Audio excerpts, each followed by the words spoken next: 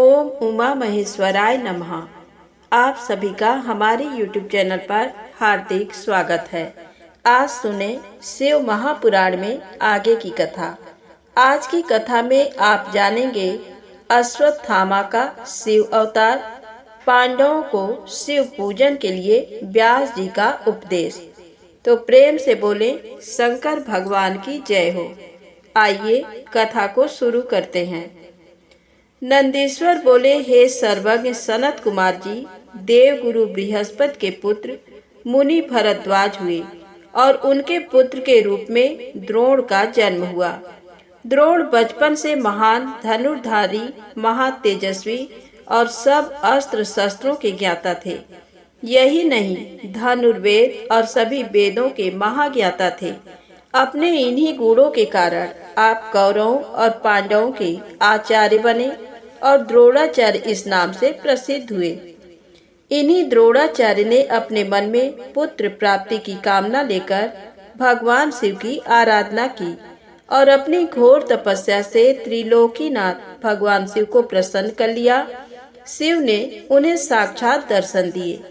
शिव जी द्वारा वर मांगने के लिए कहने पर द्रोणाचार्य बोले, हे प्रभु, यदि आप मेरी आराधना से संतुष्ट होकर प्रसन्न हुए हैं तो भगवान मुझे अपने अंश से पैदा होने वाला पुत्र प्रदान कीजिए, जो वीर पराक्रमी और अजेय हो। द्रोणाचार्य को उनका इच्छित वर प्रदान कर शिव जी अंतर्धान हो गए। तत्पश्चात मुनि द्रोण प्रसन्नता पूर्वक अपने घर को चल दिए और वहां जाकर उन्होंने अपनी पत्नी को वरदान प्राप्ति के बारे में बताया, जिसे सुनकर उनकी पत्नी बहुत प्रसन्न हुई। निश्चित समय पर मुनि द्रोण की पत्नी ने एक वीर बालक को जन्म दिया, जिसका नाम अश्वत्थामा रखा गया। अश्वत्थामा वीर और पराक्रमी योद्धा हुए और उन्होंने कौरव सेना का मान बढ़ाया। जब कौरव पांडवों का युद्ध हुआ तो अश्वत्थामा के कारण कौरव सेना अजेय हो गई और वह पांडव सेना पर हावी होने लगी। शिव जी के अंश से उत्पन्न होने के कारण ही अश्वत्थामा ने पांडव पुत्रों को युद्ध में मार डाला था। ये देखकर अर्जुन बहुत क्रोधित हुए और अपने पुत्रों का नाश करने वाले पर आक्रमण करने लगे। अर्जुन के सारथी के रूप में स्वयं श्री कृष्ण थे। अर्जुन को अपनी ओर आता देखकर अश्वत्थामा ने उन पर ब्रह्मशिर नामक अस्त्र छोड़ दिया, जिससे सारी दिशाएं प्रचंड तेज से प्रकाशित हो उठी। अश्वत्थामा के इस अस्त्र को देख अर्जुन एक पल के लिए विचलित हो गए। उन्होंने श्री कृष्ण से इसका उपाय पूछा। तब श्री कृष्ण बोले, हे अर्जुन, ये बहुत घातक शक्ति है और इससे तुम्हारी रक्षा स्वयं भगवान शिव ही कर सकते हैं।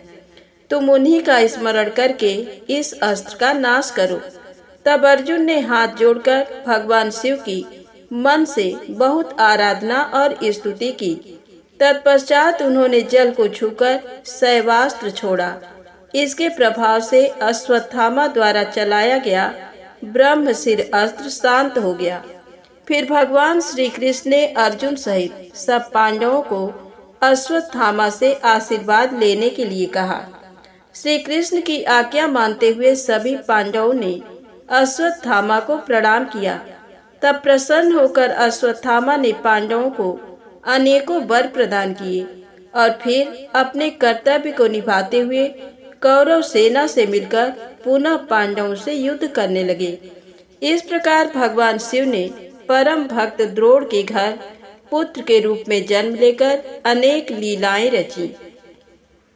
नंदीश्वर बोले, हे श्रेष्ठ मुनि, जब पांडवों को दुर्योधन ने जुए में हरा दिया था और वे वनवास पाकर अपनी पत्नी द्रौपदी सहित द्वैत वन में निवास करने लगे थे, तब एक दिन दुर्योधन ने ऋषि दुर्वासा को उनके शिष्यों सहित पांडवों को कष्ट देने के लिए उनके पास भेजा। दुर्वासा ऋषि अपने 1000 शिष्यों को अपने साथ लेकर पांडवों की कुटिया में पहुंच गए और युधिष्ठिर से बोले कि हम स्नान करने जा रहे हैं, इतने में आप हम सब के लिए भोजन का प्रबंध कीजिए, और स्वयं चले गए। दुर्वासा ऋषि द्वारा भोजन की व्यवस्था करने की बात सुनकर सब पांडव सोच में डूब गए, क्योंकि उनके पास अन्न नहीं था। तब देवी द्रौपदी ने भगवान श्री कृष्ण का स्मरण किया और तुरंत वहां आ गए। वहां उन्होंने पांडवों की रसोई में बचे अन्न के एक दाने को खाया और इससे वे स्वयं भी तृप्त हो गए। साथ ही स्नान के लिए दुर्वासा और उनके शिष्यों का भी पेट भर गया और वे वहीं से लौट गए। इस प्रकार श्री कृष्ण ने पांडवों पर आए इस संकट को दूर कर दिया। फिर पांडवों को भगवान शिव की आराधना करने के लिए कहकर वे स्वयं द्वारका चले गए। एक दिन जटाजूट धारण किए, गले में रुद्राक्ष की माला और भस्म लगाए व्यास जी ओम नमः शिवाय पंचाक्षरी मंत्र का जाप करते हुए पांडवों की कुटिया में पधारे। व्यास मुनि शिव जी के प्रेम में मग्न तेज पुंज से आलोकित थे। उन्हें पधारा हुआ देखकर पांडवों ने उन्हें प्रणाम किया और आसन पर बिठाकर उनकी पूजा अर्चना की। तब महामुनि प्रसन्न होकर बोले, हे पांडवों, तुम सत्य के मार्ग पर चलने वाले हो और सदा ही धर्म का पालन करते हो। महाराज धृतराष्ट्र ने तुम्हारे साथ पक्षपात किया और तुम्हारा राज्य दुर्योधन ने छल करके तुमसे छीन लिया। जैसा बीज बोया जाता है, अंकुर भी उसी का निकलता है। अधर्म और असत्य का मार्ग अपनाने वालों का कभी कल्याण नहीं होता। तुम सत्य और धर्म के मार्ग पर चल रहे हो, इसलिए निश्चय ही तुम्हारा कल्याण होगा। महामुनि व्यास के वचनों को सुनकर युधिष्ठिर बोले, हे नाथ, हमारे कष्टों को दूर करने के लिए कोई मार्ग बताइए। श्री कृष्ण जी ने हमें कल्याणकारी देवाधिदेव महादेव जी की आराधना करने के लिए कहा था। आप हमें शिव भक्ति का उपदेश दीजिए। युधिष्ठिर के वचन सुनकर महामुनि व्यास बोले, हे पांडवों, निश्चय ही श्री कृष्ण ने सत्य कहा था। भगवान शिव अपने भक्तों के दुखों को दूर करने वाले तथा उनकी रक्षा करने वाले हैं। तत्पश्चात व्यास जी ने उन्हें शिव जी के पूजन का विधान बताया। फिर बोले, तुम सदा धर्म के मार्ग पर चलना, इससे तुम्हारे कार्यों की सिद्धि होगी। ये कहकर महामुनि व्यास वहां से चले गए। तत्पश्चात व्यास जी के दिखाए मार्ग पर चलते हुए पांडव शिव जी की आराधना करने लगे। अर्जुन इंद्रकील नामक पर्वत के पास गंगा नदी के तट पर जाकर भक्त वत्सल कल्याणकारी भगवान शिव की आराधना करने लगे। नंदीश्वर बोले, हे सनत कुमार जी, अर्जुन भक्ति भावना से गंगा जी के तट पर बैठकर भगवान शिव की आराधना कर रहे थे। शिव मंत्र के जाप से उनका अतुल तेज प्रकाशित हो रहा था। पांडवों को अर्जुन का तेज देखकर विजय में कोई संदेह न रहा। जब अर्जुन तपस्या करने के लिए उनसे दूर गए, तब अर्जुन के वियोग से द्रौपदी और अन्य पांडव बहुत दुखी थे, परंतु उनके मन में अटूट विश्वास था कि शिव जी की भक्ति से उनका निश्चय ही कल्याण होगा। उनके दुख को जानकर एक बार व्यास जी फिर उन्हें समझाने के लिए उनके पास आए। उन्हें देखकर पांडव बहुत प्रसन्न हुए और उनका आतिथ्य सत्कार करने लगे। तब महामुनि व्यास ने उन्हें उपदेश दिया और अनेक कथाएं सुनाई, परंतु पांडवों का दुख दूर न हुआ। एक दिन युधिष्ठिर ने महामुनि व्यास से प्रश्न किया, हे महाप्राज्ञ, जिस प्रकार के दुख और कष्टों को हम भोग रहे हैं, क्या पहले भी किसी को ऐसी परिस्थिति का सामना करना पड़ा है? युधिष्ठिर के इस प्रश्न को सुनकर व्यास मुनि कहने लगे कि पांडवों, निश्चय ही तुम्हारे साथ कौरवों ने छल किया है, परंतु अनेकों सिद्ध पुरुषों ने इससे भी अधिक दुखों को हंसते हंसते झेला है। निषद देश के स्वामी नल, सत्यवादी राजा हरिश्चंद्र, श्री रामचंद्र जी ने भी इन कष्टों को हंसकर झेला है। ये तो सत्पुरुषों का स्वभाव होता है कि वे विपरीत परिस्थितियों और दुखों से विचलित नहीं होते और सदा सत्य के मार्ग पर ही आगे बढ़ते रहते हैं। मानव को तो दुख झेलने ही पड़ते हैं, बचपन, युवावस्था, वृद्धावस्था सभी में मनुष्य को दुख और कष्ट प्राप्त होता है। इसलिए अपने मन को मत भटकाओ और सत्य के मार्ग का अनुसरण करो, क्योंकि शिव जी सत्य से प्रसन्न होते हैं। इसलिए सभी मनुष्यों को सत्य के पथ पर चलना चाहिए। दूसरी ओर अर्जुन ने इंद्रकील नामक पर्वत के निकट गंगा जी के तट पर महामुनि व्यास के उपदेश के अनुसार शिवलिंग बनाकर उसकी विधि पूर्वक उपासना आरंभ कर दी। अर्जुन प्रतिदिन स्नान करके भक्ति भावना से इंद्रियों को अपने बस में करके भगवान शिव का ध्यान करते। दिन ब दिन उनकी भक्ति भावना और अधिक प्रबल होती जा रही थी। उनकी तपस्या के तेज से जीवों को भय होने लगा था। अर्जुन की तपस्या से दग्ध होकर अनेक देवता देवराज इंद्र के पास गए और उनसे बोले कि देवराज, अर्जुन भगवान शिव की घोर तपस्या कर रहा है और उसके तेज से सभी प्राणी दग्ध हो रहे हैं। अर्जुन की तपस्या के विषय में सुनकर देवराज इंद्र उनकी परीक्षा लेने के लिए उनके पास गए। इंद्र ने ब्राह्मण का रूप धारण किया और अर्जुन के पास जाकर पूछने लगे कि तुम इतनी छोटी उम्र में तपस्या क्यों कर रहे हो? तुम मुक्ति चाहते हो या विजय के लिए तपस्या कर रहे हो? परंतु इंद्र तो मोक्ष के स्थान पर सुख प्रदान करते हैं। इंद्रदेव के वचनों को सुनकर अर्जुन को क्रोध आ गया और वे बोले, हे मुनि, आप यहाँ क्यों पधारे हैं और इस प्रकार के प्रश्नों से मेरी तपस्या में क्यों व्यवधान डाल रहे हैं? मैं शिव जी की आराधना कर रहा हूँ। तब इंद्रदेव ने ब्राह्मण वेश त्याग कर अपने वास्तविक रूप के दर्शन अर्जुन को दिए। इंद्रदेव को अपने सामने पाकर अर्जुन को लज्जा का अनुभव हुआ कि मैंने इंद्र से अपशब्द कहे। उन्होंने देवराज इंद्र से क्षमा याचना की। देवराज इंद्र प्रसन्न होकर बोले, अर्जुन, तुम मांगो, क्या मांगना चाहते हो? मैं निश्चय ही तुम्हारा इच्छित वर तुम्हें प्रदान करूंगा।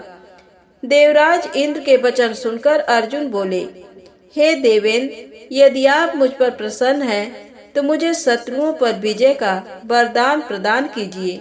अर्जुन के वर को सुनकर देवेंद्र बोले, अर्जुन, तुम्हारी विजय अवश्य होगी, क्योंकि भगवान शिव के भक्तों पर कभी कोई कष्ट नहीं आता। उनको संसार में किसी का भय नहीं होता। इसलिए तुम इसी प्रकार शांत चित्त और भक्ति भाव से त्रिलोकीनाथ देवाधिदेव महादेव जी की तपस्या करो। उनकी प्रसन्नता से श्रेष्ठ जीवन में और कुछ नहीं है। ये कहकर देवराज वहां से अंतर ध्यान हो गए। तब अर्जुन पुनः शिवलिंग को प्रणाम कर उनकी आराधना करने लगे। नंदीश्वर बोले, हे सनत कुमार जी, अर्जुन महामुनि व्यास जी द्वारा बताई गई विधि से शिव जी की उपासना कर रहे थे। काफी समय तक तपस्या करने के पश्चात उनके तप का तेज बढ़ना आरंभ हो गया और उनका तप और रौद्र रूप धारण करता जा रहा था। अर्जुन ने एक पैर पर खड़े होकर सूर्य की ओर देखते हुए पंचाक्षर मंत्र का जाप करना आरंभ कर दिया। उनके तप के प्रभाव से सभी प्राणी, जीव जंतु और देवता दग्ध होने लगे। अर्जुन की इस घोर तपस्या के विषय में दुर्योधन को ज्ञात हुआ। उसने मूक नाम के दैत्य को अर्जुन के पास शूकर का वेश धारण करके भेजा।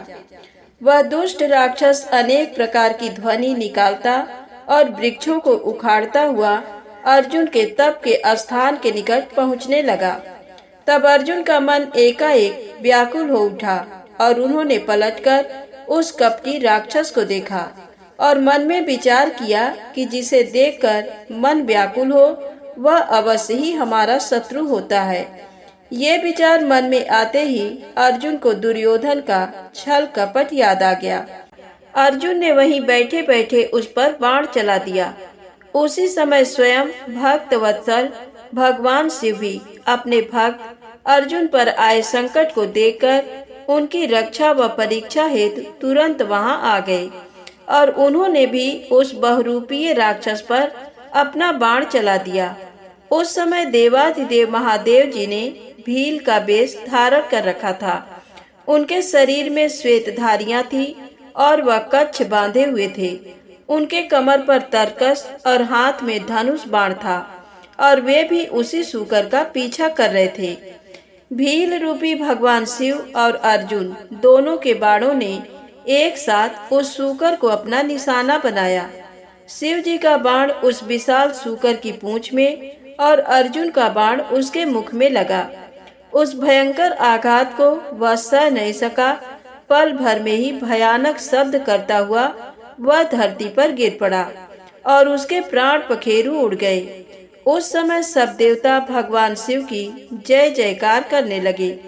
सूकर रूपी दैत्य के मारे जाने पर दोनों बहुत प्रसन्न हुए। अर्जुन सोचने लगे कि ये भयानक दैत्य अवश्य ही मुझे मारने के लिए आया था, परंतु भगवान शिव ने आज मेरी रक्षा की और मुझे बचा लिया।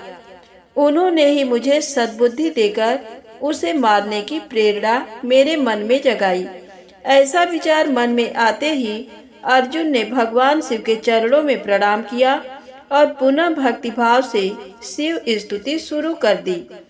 नंदीश्वर बोले, हे सर्वज्ञ, जब वह भयानक सूकर शिव जी व अर्जुन दोनों के बाणों से मारा गया और पृथ्वी पर बेजान होकर गिर पड़ा, तो भील रूपधारी शिव जी ने अपने एक सेवक को भेजकर मृत सूकर से अपना बाण निकाल कर लाने के लिए कहा। उधर अर्जुन भी उस सूकर से अपना बाण लेने के लिए आए। तब अर्जुन और उस शिवगण में बाण को लेकर विवाद शुरू हो गया। वह गण बोला कि ये दोनों बाण मेरे स्वामी के हैं, इसलिए इन्हें मुझे दे दो, परंतु अर्जुन ने बाण देने से मना कर दिया। तब वह बोला कि तुम झूठे तपस्वी हो, यदि तुम सच्चे हो तो इन बाणों को मुझे दिखाओ, मैं अपने बाण की पहचान कर लूंगा, क्योंकि उन पर मेरा फल अंकित है। ये सुनकर अर्जुन उस गण से बोले, तुमसे मैं युद्ध नहीं कर सकता। युद्ध सदैव समान योद्धा से किया जाता है। मेरे बल और पराक्रम को देखना चाहते हो तो जाओ और जाकर अपने स्वामी को भेजो। अर्जुन के वचन सुनकर वह गण किरात रूप धारण किए भगवान शिव के पास गया।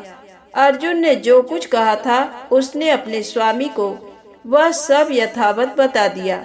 सारी बातें सुनकर किरातेश्वर को बहुत प्रसन्नता हुई और वे अपनी सेना को साथ लेकर अर्जुन से युद्ध करने के लिए वहां आ गए।